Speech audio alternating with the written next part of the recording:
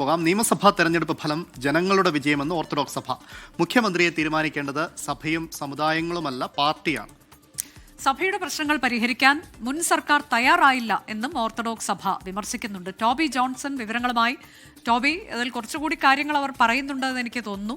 K C. വേണുഗോപാലിന് അത്ര അനുകൂലമായിട്ടുള്ളൊരു പ്രതികരണമല്ല സഭയുടെ ഭാഗത്തുനിന്ന് വരുന്നത്, അല്ലേ?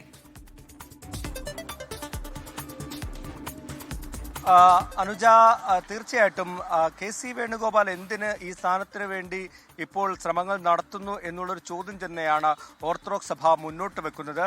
കാരണം മത്സരിച്ച് വിജയിച്ച നിരവധി ആളുകളുണ്ട്.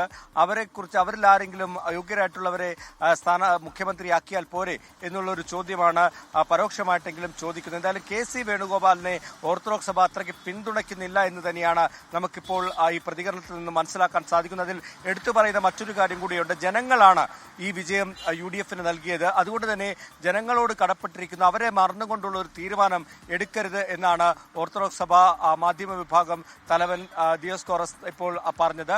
എന്തായാലും ഈ വിഷയത്തിലും അവരൊരു നിലപാട് പറഞ്ഞിരിക്കുന്നു.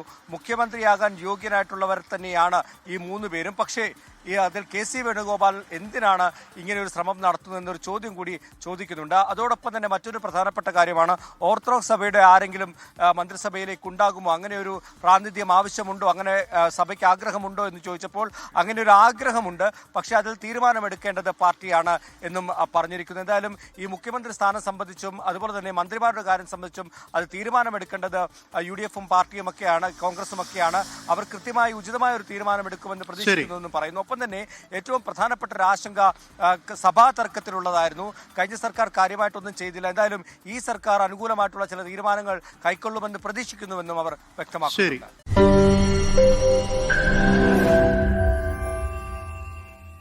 ലോകത്തെവിടെയായാലും ഏത് സമയത്തും 24 വാർത്തകളും ഓഗ്മെന്റഡ് റിയാലിറ്റി പാക്കേജുകളും എക്സ്പ്ലെയിനറുകളും വിശദമായി കാണാൻ ഞങ്ങളുടെ YouTube ചാനൽ നിങ്ങൾക്ക് സബ്സ്ക്രൈബ് ചെയ്യാം.